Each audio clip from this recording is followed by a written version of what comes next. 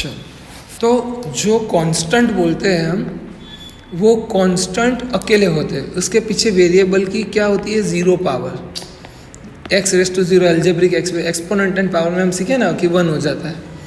तो वैसे ही यहाँ पे आते हैं दो चीज़ें, टर्म्स एंड फैक्टर्स। टर्म मतलब मैं लिखता हूँ 3x + 6, तो ये मेरी टर्म हो गई, क्या हो गई, कितनी टर्म, तो ये एक टर्म, ये दूसरी टर्म, ठीक है। यहाँ पे कितने टर्म्स है, 2, बट फैक्टर्स क्या होंगे, तो फैक्टर्स हो गए 3 क्रॉस x + 3 क्रॉस 2, ओके। और इसी को हम बोलेंगे ट्री डायग्राम आगे जाके, ठीक है। तो ये आपका हो गया पूरा एक एक्सरसाइज। अब वही एक्सरसाइज में आता है बेटा दो चीज़ें, एक आता है इन टर्म्स ऑफ x और in terms of y।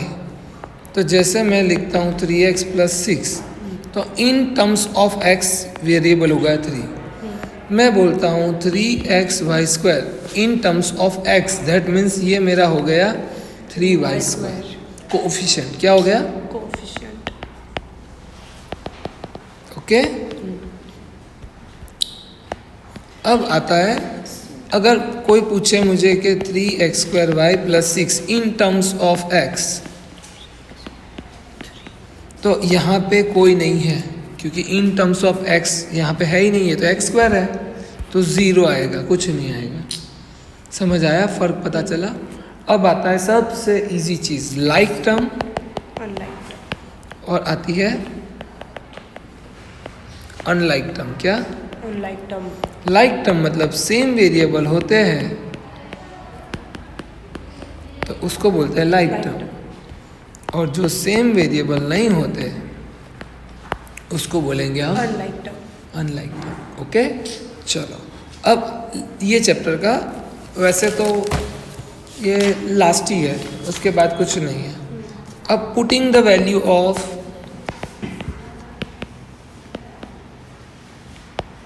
x and y in different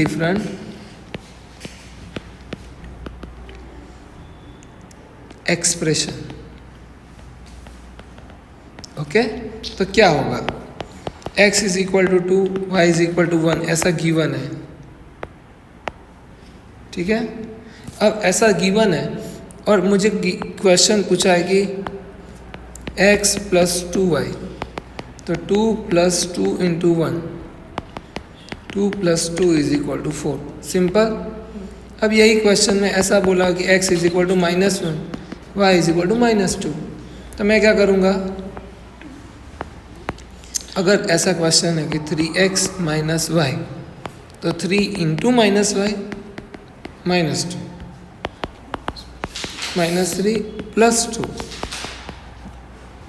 minus minus क्या हो जाता है बेटा, प्लस, समझ आया। चलो, वैसे यहाँ पे आपकी एक्सरसाइज का पहला क्वेश्चन है m = 2, वैल्यू पुट करो,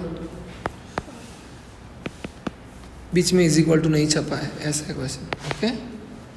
तो m का वैल्यू क्या हो जाएगा बेटा, डिवीजन में, तो ये कहाँ जाएगा, और मल्टीप्लाई, डिवाइड, ओके। अच्छा सॉरी, यहाँ पे तो ऐसा नहीं होगा, m का वैल्यू फाइंड करना है ना, m = 2 वैल्यू पुट करना है, तो 5 × 2, तो 10, ओके। = 4 आया, नहीं आया, तो दैट मीन्स कि ये m का वैल्यू राइट नहीं है, ओके। चलो नेक्स्ट, जैसे ये क्वेश्चन है 3x² - 2m - 7,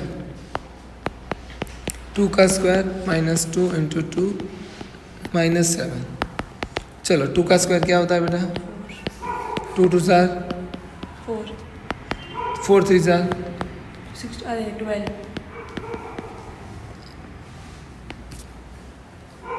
7 - 4 कितना होता है, 3, 11, 7 - 4, -7 हाँ, माइनस प्लस, ओके, समझ आया।